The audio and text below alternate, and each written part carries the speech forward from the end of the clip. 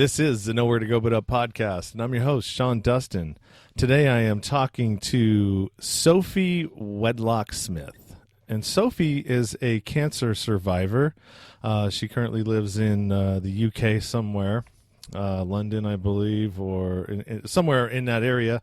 But you also had a bad, this cancer diagnosis and this fight that you had also produced some other things that were not so pleasant for you in your life, correct? Yeah, So why don't you go ahead and tell us about that's that? right. I also, yeah, no, 8 years ago in 2012, I sadly had a stroke, which was caused directly because of the treatment I was given for the cancer in my early 20s. It was a radiation, actually, and it's very well known now that it does actually make your blood sticky and can cause strokes. So I've overcome a stroke as well and learned to walk again as well. So it's been quite a long journey with my health, but I really feel I've turned the corner. I've completely come out the other side. Okay. Um, yeah. So some of the things that you had said is that while you were trying to fight this cancer, your employment let you go within a couple of months Yeah, after this, and it caused you lost your flat and pretty much uh, that's right. just really turned your whole life upside down, right? That's right. I think that wasn't when I had the cancer. The company I was working for when I had the cancer were absolutely Okay. amazing. But the company I was working with when I had the stroke weren't so supportive. Within 2 months, they stopped paying me. And when you've got a mortgage, and you don't have any insurance because you're young, you don't think something like that's going to happen to you. So unfortunately, I had to lose my beautiful flat in London, but it's just one of those things. And I knew because I was kept in a coma for quite a while after they had operated me, after I had the stroke. And when I came to, I knew that I didn't want to go back to my old job. I wanted to do something more with my life. I was here for a reason. So I retrained as a nutritional therapist, which meant I had to go back to university and do another degree, which wasn't easy, especially when you're not earning any money. But I managed to find a part time job so I could work on my degree part time as well. So I completed that and then set up my own company, which, considering I was always working for someone else, setting up my own company from scratch in a new career wasn't the easiest thing to do at all. But I tell you, it was one of the best things I've ever done in my life. And I'm so lucky to have such a supportive family and friends behind me to back me up. So I had, I knew 100% what I wanted to do. And I just believed in myself 100%. So I started my own nutritional therapy company. And I knew I wanted to help people that had been, had cancer, had strokes, needed to lose weight, had metabolic diseases. And it was really interesting because I seemed to attract a lot of people that have been very ill. And it's really interesting. You often attract what you're able to cope with. And I was attracting a lot of very poorly people. And it was brilliant because I've been there. I'm able to really support them and really help them. And I'm really passionate about what I do. I know how much your health means to you. And I've been there. I've been in a wheelchair. I've been told I'll never be able to walk again. By the way, I'm walking. Um, so I've been told these things and I've been prescribed so many different tablets. And I would always question, why would you put a young woman who's got low cholesterol, doesn't have high blood pressure, why would you prescribe statins? And the answer is, it's our policy. I'm like, it doesn't make sense. Mhm. I'm not going to go on those. I'm not saying to someone, say that to your doctor, please. I knew I didn't need to. I've always researched everything. So becoming a nutritional therapist who researched everything just made complete sense. And it's good because I always question my clients' results when they get their blood tests back and their doctors are saying, oh, you should have this. Because I'm so passionate and I've been where they've been, I always question. And I think that's why I always get really good results for clients, because I feel so passionately about this. So that's kind of my story and where I am at the moment. I was going to talk a bit about how I believe our gut is a cornerstone to our health. And if you're feeling really down, it can really help you by eating the right food.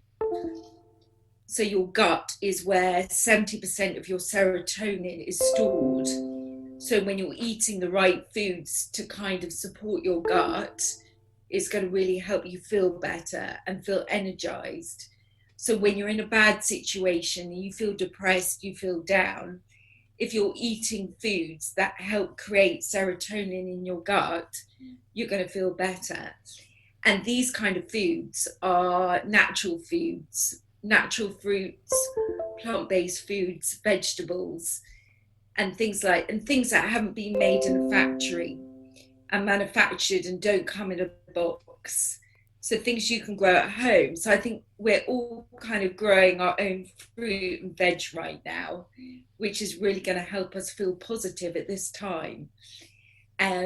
So I don't know if you wanted to ask any more questions about that.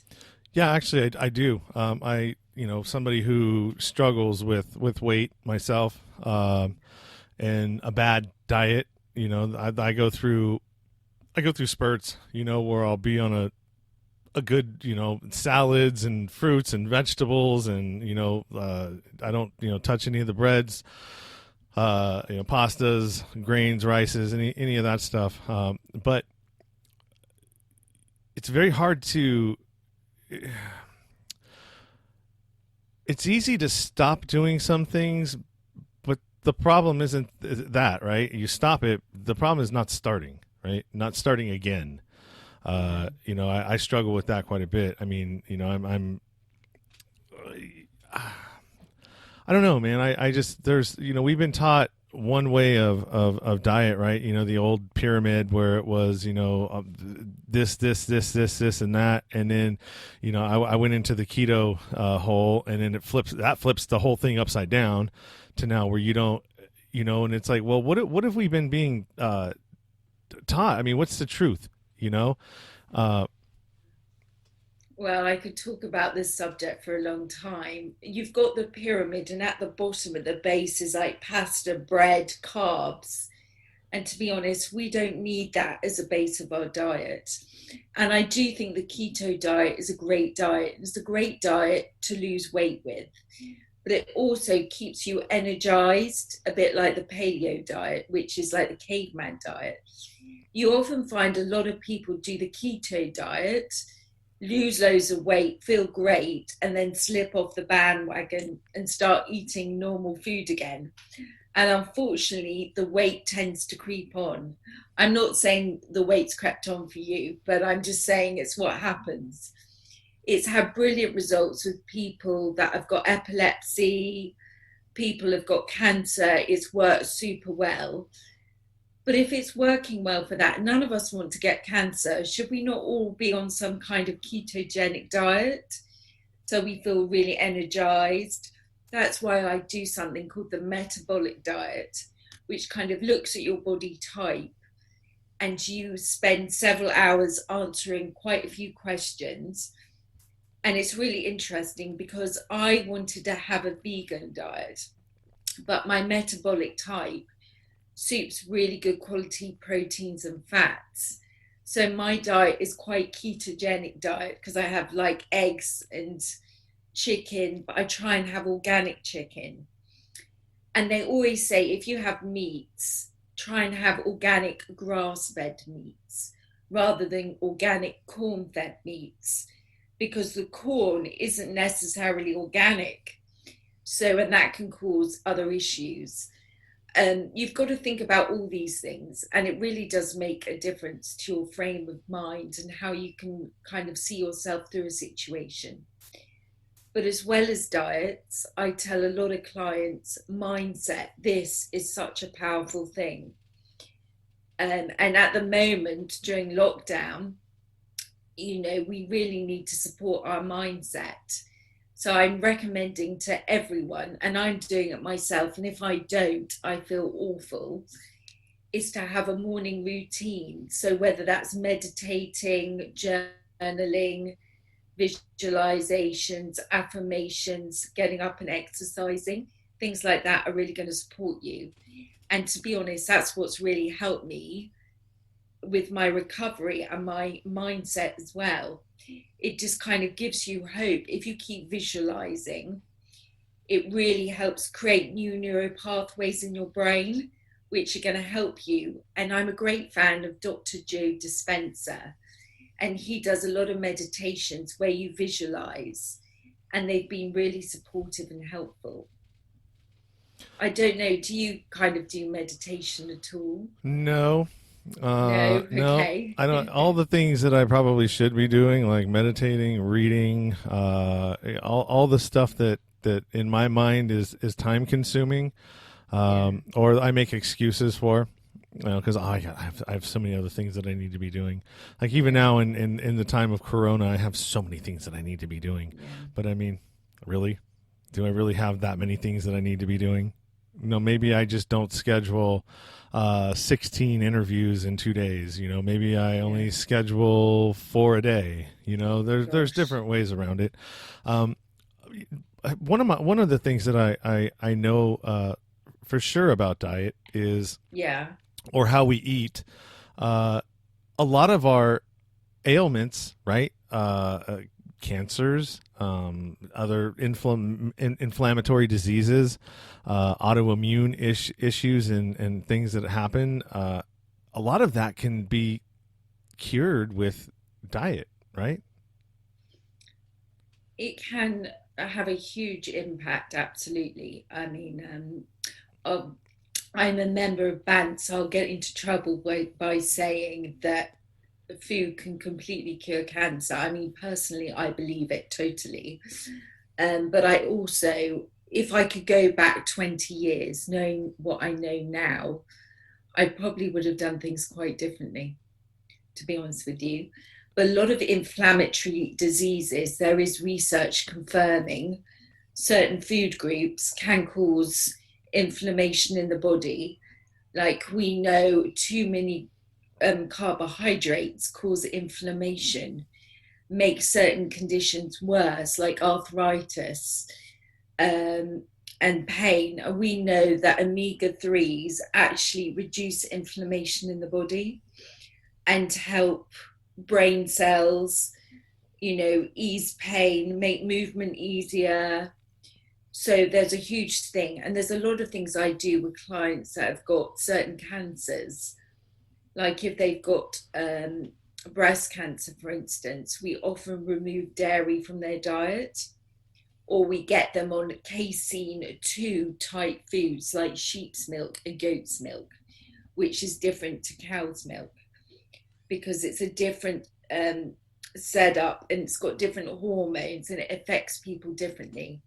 A lot of people, especially with autoimmune diseases, you tend to take them off dairy and gluten because these are cause inflammation in the body that can make it worse. If you bloat after you've had a bowl of pasta, if you bloat every time you have a sandwich, that is inflammation in your body. When you're more inflamed in your body, you're more likely to attract viruses, especially if you're having a sugary diet as well. That reduces the efficiency of your immune system. And that is also going to actually depress your mind as well. When you're feeling fantastic, you're feeling thin and energized, you don't want to have a McDonald's. You don't want to have a chocolate cheesecake because you feel great, and that makes such a difference. Your brain will be working better. You'll have more energy. You'll feel more attractive. You'll be quicker. You'll think of answers quicker. You'll be more excited about life. When you're eating crap, it depresses you and you feel like crap. And just like when you're in a bad situation, everything feels worse. So the best thing you could do is really kind of listen to your body and how it's feeling. So if you've eaten something and you feel bloated or you feel ugh, or you feel really full, I think the problem we have, people just eat and eat until they're full, and I have to say, I have a huge appetite and I love my food. And I've got a sweet tooth. But if you've had a roast dinner and you feel full, why would you have a dessert as well? I mean, all the men I know in my family we come from a huge foodie family. But, sometimes you've just got to listen to your body and the messages. And if it's saying, look, you're full, listen to it, because it's saying that for a reason. I know I've gone on a tangent, but what you were saying about food and whether it can heal, yeah, 100%, it can completely heal. And you really are what you eat. So kind of don't eat crap, eat things in their natural form. But I say to people, have full fat yogurt, have full fat cheese, full fat butter, but just have smaller portions. So it's quite simple, really. Yeah, and here comes this thing I talk about all the time is be intentional about whatever it is that you're trying to do. Stay out of, and I struggle with this too, man. Stay out of the middle aisles of the grocery store. There's nothing in there you need or that's going to be good for you. And also, don't go to the supermarket when you're hungry, Yeah, because that is lethal. yeah, Totally lethal. yeah. I make that mistake all the time. Yeah. So a couple more questions about Cool. diet that I have or nutrition in general. So, would it be useful for somebody who is? I think this would be useful for everybody, but you can really kind of get into where like what foods are good with your chemistry, right? Yeah, totally. That's called the metabolic diet. And that's what I was talking about. That's what I help clients with. They complete an online program with me that takes about 3 hours. And we look at all the systems of their body and it really goes into depth. And then you understand whether your body suits dairy, whether your body is better as a vegan, if you should be eating meats and fruits, or what's going to energize you. Basically, what's going to make you be the best version of yourself possible and get you to the optimal weight. Doesn't the region in which your DNA come from, like if I was you have your DNA test done, and let's say you're European, so would does that play a part in the kind of foods that are best suited for you, the area in which that I think it has. I mean, the darker the skin you have, the more you need vitamin D. Um, I mean, I've got quite fair skin anyway, and I always go a bit pink and freckly in the sun, unless I use fake tan. But yeah, I think it does. I mean, it depends whereabouts in the world you're from. And you can see, like in England and America, well, everyone often has calcium and has access to milk and dairy. You've got extremely high levels of osteoporosis.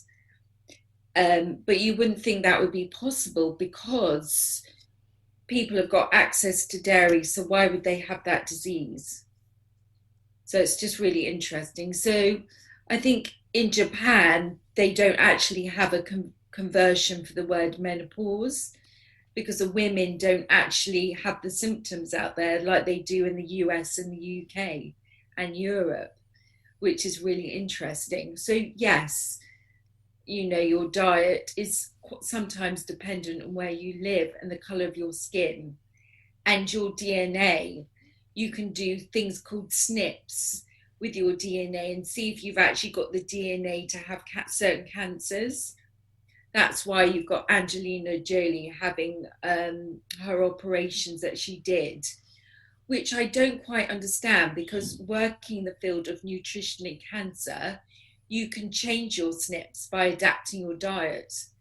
So I would have thought she'd have access to the very best nutritional therapists, and they would have told her that. So she wouldn't have had to have gone through all those procedures. But I think knowledge is power. Maybe it wasn't known so well a couple of years ago, but we definitely know about this now. Yeah, yeah, it's a lot. We're learning a lot. Especially with people that train, like some of these MMA fighters. And they're doing all these trainings now, but even the way that they train is starting to change because they're starting to realize that they were overtraining for a lot of years.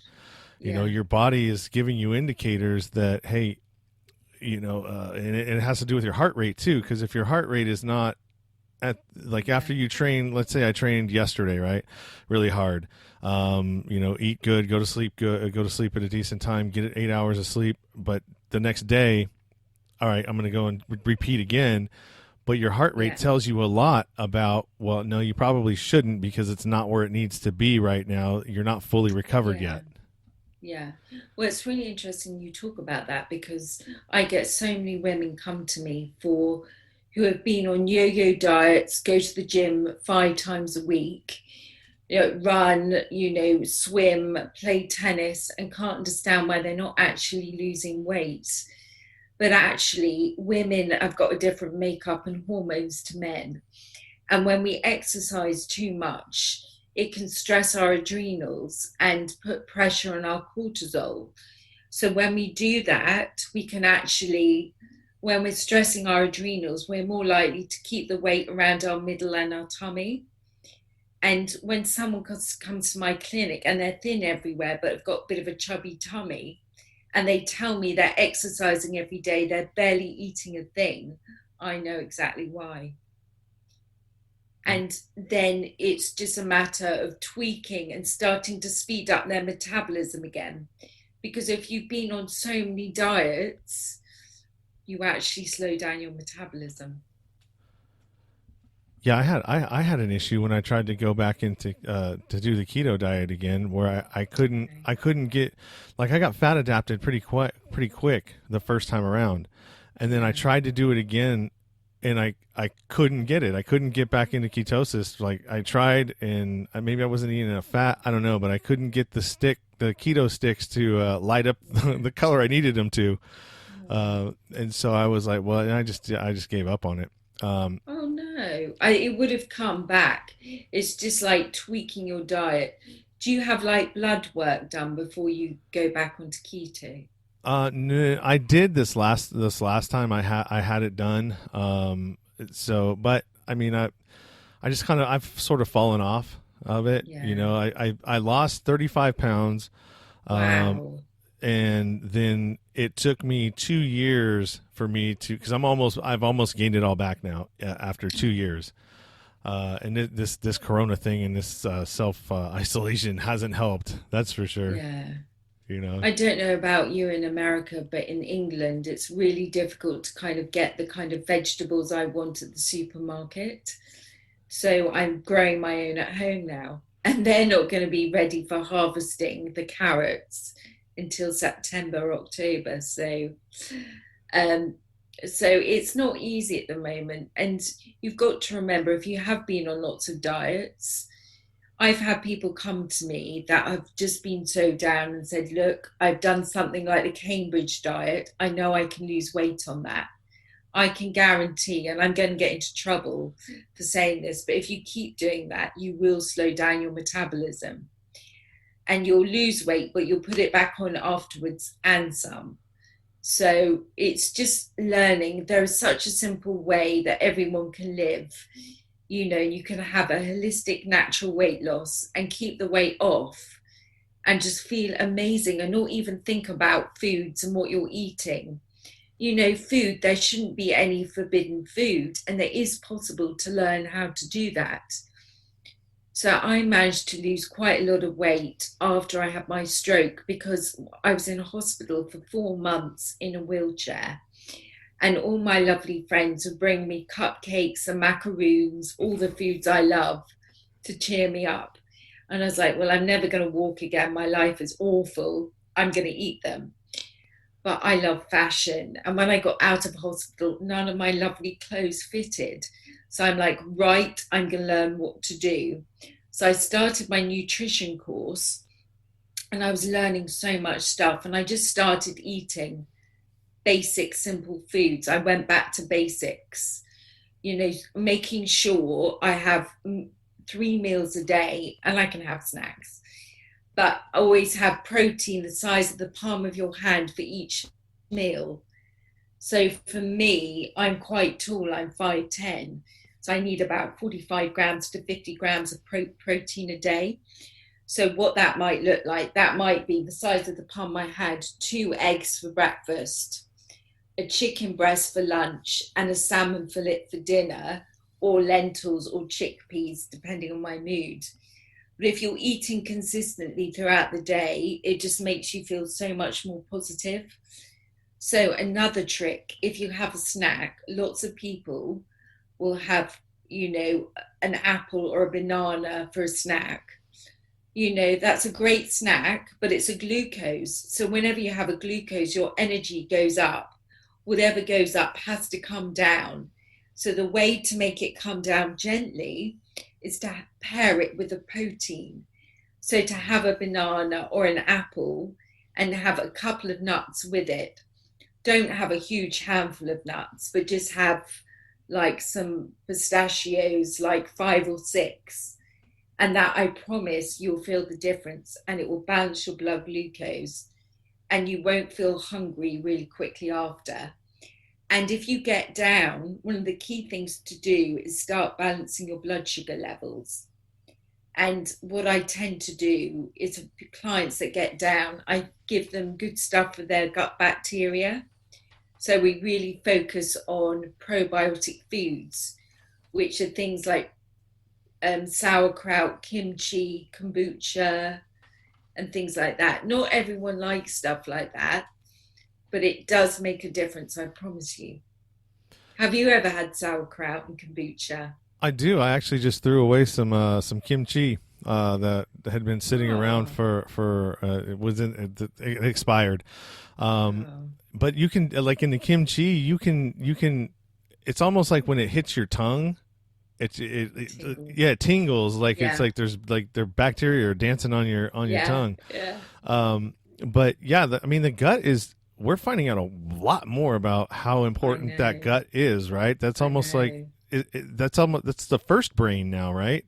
Yeah, it's actually bigger than your brain. And that's why they always say listen to your gut instinct, because your gut knows better than your brain. If only I'd listened to my gut years ago, that would have been the best advice anyone could give me. Yeah, your mental health is controlled there, Oh right? gosh, Um, totally. a lot of your all of your hormones are created there, which Yeah, a lot of them. talk to this brain Yeah, and get up into your head and all of that. So yeah, it's really it's fascinating how important that is. And I mean, and if you really think about it, I mean, as a society, as a modern society, yeah, we're still really young yeah, because there's a lot of things that we like thought we knew, but you know what I mean, we everything that we don't. think we know always changes, Absolutely. even for And there's so many key things with good fats as well. And it's really interesting. There's been some research in a school somewhere in America where they had troubled children and they used to have like 80 fights a week and they supplemented them with omega-3 oils. And after 3 months, they would have 3 fights a month, which is phenomenal. So the power of omega-3s as well. And you get omega-3s from, it's called SMASH. So it's salmon, mackerel, anchovies, sardines, and herring. So it's a way to remember them. But I actually try and eat them at least twice a week, but also supplement with them as well, because it's so good for your brain. And because I've had a stroke as well, I need to have really good support in the brain. So, and it's good for your skin, and it makes you look younger, and it makes you more agile, and it speeds up your metabolism naturally. So I'm all there. Yeah, yeah, Yeah. that's great. Um, yeah, I really, I'd like to dive a little bit deeper into nutrition, and just for myself. I mean, it's you learn how to eat, you create longevity for yourself, Exactly. health wise. I mean, Exactly. you're putting you if you have a retirement account, if you're saving money in an IRA, you're doing all of these things to kind of prepare you for the future or retirement or anything like that. I mean, okay, Yeah. that's great, but shouldn't the most important thing be to prepare yourself today to Yeah. actually be able to last to do all of that, right? Because Yeah. if you're making choices today that aren't going to be favorable or serve your future self, then what's the point of doing it, right? I couldn't agree more. And do you know what? So many people are walking around only feeling 40% healthy. And they're like, oh, I'll take some painkillers. Everyone gets a bad back. It's quite normal. It runs in the family. No, it's not normal. It is possible to feel 100% healthy. And it's all about changing things and doing things to make yourself feel better and not accepting the norm. Sometimes you've got to do something different to get a different response. But also, a lot of people say, oh, this runs in the family, this illness. It often runs in the family because dietary patterns run in the family, Mm. which is really interesting. And you often find, and I'm not being awful saying this, but you can see a fat family and you see their children and you think, what are you feeding them? Just because you're larger, don't feed them what you're eating. That's why there's so many. I mean, in England, we've got a huge issue with large children with high BMIs, which is so sad. And that's one of the things for this virus. One of the key things is being overweight, having metabolic disease, high blood pressure, diabetes, type 2 diabetes, or having some kind of cancer, or being over 75. So it's such a shame when I see really large children because they're not really teaching people in schools what to feed their children, and they're not teaching the children. So it's so sad, but it can make such a difference, education. And I just would wish things would change, and don't see that happening anytime soon, which from a selfish perspective helps me because that's my job. So, I just think it's sad. I'm so passionate. I just want to help people as much as possible. And there are so many people out there not understanding why they're not feeling 100% healthy, and it is possible to do it naturally. Yeah, I'm guilty of that. Absolutely. I just did it the other day. I'll go because I'm lazy and, in a hurry or, don't have the time. Yeah. And I'll go and hit McDonald's and I'm giving my daughter a hash brown, Okay. French fries, Well, yeah. all of that. And, and she's getting like, I'm starting to pay attention to how often that's actually happening because her mom will Yeah. do the same thing. Yeah. She'll just run through McDonald's and then grab it, and it's like, she won't eat anything but the French fries, because Oh, French fries taste good. oh, they do. It's So difficult. You can't be harsh on yourself. I mean, I understand with modern life, both parents are working. You don't often get time to make a good meal when you get home. You're too tired. It's not easy. But there are some companies in the UK that can deliver food to your door. So then you've got all the ingredients there. It literally takes you 10 minutes to cook it, which you're going to get a really healthy meal. yeah, And another key thing is variety.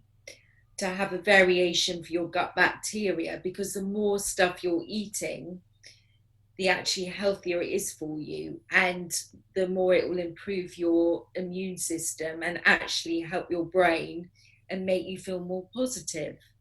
So, and lots of people get into an awful routine of having toast and tea for breakfast, or cereal with coffee, and then having a sandwich for lunch, then having biscuits and tea for a snack, then for dinner having a bowl of pasta or lasagna or a McDonald's. Carbs, carbs, carbs, hardly any protein. So you're going to be addicted to sugar. And this is what happens, and it's going to cause so much disease, and it's going to slow down your metabolism. And that's where I come into play, because you can still feel amazing and eat really yummy foods. There's so many alternatives. It's just knowing what they are and having someone tell you, look, try this. I mean, I say to people, have 10 vegetables with fruit a day, every single day. And there are certain supplements you can take that have got loads of vitamins and minerals in that you can have in a shake first thing in the morning. So you've had like 5 a day before you've even left the house. But unfortunately, a lot of people are like, right, I'm going to have my coffee. I'll skip breakfast because I don't want to get fat. I've got to go to work. They get to work. They'll have a cup of tea and then chocolate or something in front of their computer. And it's just learning. There's something called rest and digest. I don't know if you've heard about this, but you're more likely to assimilate your food better, and you'll have a flatter stomach, you'll feel more energized. If you're eating your food in front of TV or by your laptop or your desk at work, you're not resting and digesting. So you'll often feel bloated, and you'll feel more tired because you're not assimilating your food. So the key is, and I was saying this to a client today, she said, I have to eat my food at my desk. I'm like, well, go to your car and eat it in your car, but turn your phone on silent, so you can relax and eat your food. And then you're not being bombarded by people and work and stress. Then go back into the office and then keep water by your desk so you know how much you're drinking. Just little tips like that will really help people. I don't know. What do you think? Do you eat in front of your computer? I do. I eat. Yeah, I like if I'm working. This is my office, yeah, and so at nighttime when I'm done with the my interviews for the day, I'll usually yeah, start right into editing. What's going to come out later, and I'll yeah. bring food right here and eat and work. Uh, Oh, yeah, not always the best thing for you. yeah, I know. That's not a telling off. I'm just saying that it's better for your gut, and if you want to kind of increase your metabolism, that's one of the key ways. It's not to eat it in front of your laptop, your TV, no TV dinners, and to eat. I know, I used to do that. And to sit at a table. It's so nice if people can sit as a family. I think a lot of people during lockdown have kind of been making food at home and sitting and eating and having meals as a family, which I think is a lovely thing. So I think that's one positive thing. And growing all their own fruit and veg. That's a nice thing. yeah. I mean, there are some positive things that are coming out of this. With what you just mentioned. The last thing I want to touch on is what you'd said about, like, all right, so Corona is here, right? Everybody, Corona is here. It ain't going nowhere, all right? So even if it recedes and we go into whatever it is, like the influenza does, the season goes away, it's coming back. It'll be here at some point. They think that it's going to infect everybody, or they need it to infect everybody, so they can start running these vaccines and all that, right? So one of the ways that what I'm hearing from you is that you could try and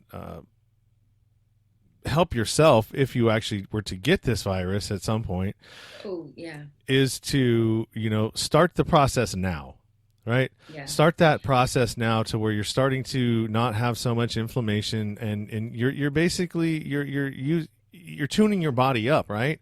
Yeah. Through food and diet to be able to resist this in some capacity. I mean, you do have control over how you, like, I don't know, what is the word I'm looking for? Help me. The one thing I would recommend to everyone, and they're doing in China right now, because I've listened to lots of research things on China, is vitamin C. They ship 50 tons of vitamin C in a huge boat into China, and they're now giving all healthcare workers and absolutely everyone with corona vitamin C. I don't understand why we're not supplementing it massively. You want ascorbic acid as well, not the calcium one, because it's better absorbed in the body and it's got less side effects. Vitamin C doesn't interact with any medication. The only one thing I will say, if you take too much, you might have to run to the bathroom. That's the only side effects. It's slightly laxative. But vitamin C, looking after your gut, eating lots of fruit and veg, and really looking after yourself and resting and not getting too stressed are really going to help you. It's never too late to start looking after yourself. There's so much you can do. Yeah, I've been taking more vitamin C too. Brilliant. Actually, Brilliant. 1,000 milligrams a day. Brilliant. You can up it to 2,000 if you want, if you can stomach it. Quite Yeah, I, literally. I I thought about that too, and I was like, Yeah, no, maybe totally. that's a little too much. I don't know if No. I want to go that route. You I mean that they call it finding out what your bowel tolerance is. So taking the maximum amount you can cope till you've got like slight bowel Yeah, tolerance, yeah. and then down some. And I tell you what, vitamin C is so good because it's great for your skin, your collagen. You're going to come out of here looking amazing, having glowing skin, just feeling energized with such an amazing immune system. Hmm. So I definitely go for that. And if you can get it from your food, like lots of colorful fruit and veg, and things like lots of citrus fruits, cooked tomatoes, lemons, limes. You've got it in peppers, everything that's deeply colored. You want a rainbow diet. So you will have like lots of red pepper, like a glass of red pepper. Half the size of this glass is the minimum you need for a day, but supplement as well. Because one thing before we finish, we need to supplement because farming methods have changed over the years. So, where our grandparents 50 years ago could have one orange, for us to get the same amount of vitamin C as them, we have to have six. Isn't that crazy?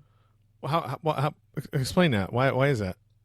Because they're using more pesticides and also there's less selenium in the soil. I, And you need that to help absorb for the absorption yourself. Selenium in the soil? Is Yeah. that what you said? So that doesn't get no, that's nitrogen. So so nitrogen. So you know how they would normally one season they'll do a crop in an area, Yeah. and then the next season they'll do like legumes or something that'll Yeah. replace the nitrogen in the soil. There's Yeah. no there's no nothing to replace the selenium in the soil. No. So Not that I know of. once that's gone, it's gone, and that's what mixes with when the fruits or the produce gets grown. Yeah. It's one of the elements that like I would say that what boosts the vitamin C levels in things. Yeah. You've got things like zinc and other things like vitamin D that help all your immune function work its best. But yes, our fruits and vegetables don't have the same amount of nutrients that they used to do. So supplementing really is important. But when you look at supplementing, please be careful and speak to a doctor or a trained therapist, because things like omega 3 taking too much can be dangerous if you're on blood pressure tablets or blood thinning tablets. And you've also, if you supplement with zinc for too long, it depletes copper and all sorts of things. It's a minefield out there. That's why I go to university to learn it all. I'm still learning.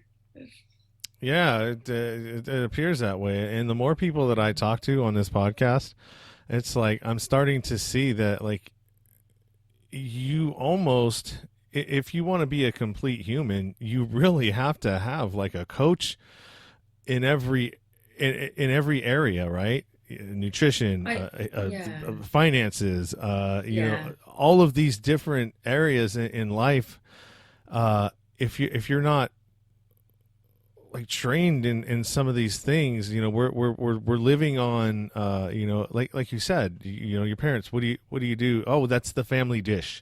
That was my mom's yeah, favorite dish. And so like how do we learn how to cook? Most of the time it's from watching our parents, watching our grandparents, and yeah. we know how to That's cook right. what they were cooking. So that's now what we cook. And it just, and That's that's right. the tradition just keeps going on and on and on Yeah, until absolutely. we figure something else out. So yeah, I mean, it's you're right. It's a minefield out there, because It is. if you It don't is. know, I mean, you know what you know until you know something new, right? Exactly. So, Exactly. well, I got a lot out of this. Good. I hope you guys out there listening got a lot out of this too. And if you why don't you go ahead and plug all your stuff that you want? Oh, thank you. If you want to get a hold of me, I mean, I see clients all over the world. My website is swnutritionuk.com. My Instagram handle is Sophie Wedlock-Smith. I'm super easy to find on Instagram. And I'm always happy to kind of give free health assessment sessions online or on the phone if it's going to help support you with your health. I often think, I mean, in the UK with the NHS, when we go to the doctor, we're only given 10 minutes and we're only allowed to give one problem. And it's silly, it's so difficult to get an appointment with your GP that, to have someone on hand that's there to answer your questions, I just think is so valuable. Yeah, And that I help people with natural weight loss, people that are going through cancer, people that are trying to get pregnant or have hormonal issues, people are battling menopause. I can support you all with a good diet, supplements if necessary, and also lifestyle advice. yeah, and you're not, and just to kind of be clear, it's not that you're not like a diet and health coach. I mean, you may be, but you're No. actually licensed, right? Or Yes. what is that? You have a degree. It's called BANT registered, Yeah, yes. so you like have So a it degree in means, this. yeah, so I can work in hospitals with patients, but they don't like nutritional therapists so much because we get patients well and we get them off drugs. And they like dietitians because they keep them on drugs, unfortunately. But that's a Hmm. whole another conversation. Hmm. Now you're Yes. speaking my language. Okay. Ooh. You may have to have you back on here. Oh, I'd love to. Uh, yeah. All right. Well, you got it right here, Sophie. I really appreciate your time and the information that you've given. Hang out for a second. I want to talk to you about one thing, and Okay. and for the rest of you, you can find all of her information in the show notes, as well as my own, in all of our places, spaces, and where we can be found. I hope you enjoyed this show as much as I did, and I really appreciate your information, Sophie. And until next time, Thank you. thank you as well. Thank you. I really enjoyed that. That was cool.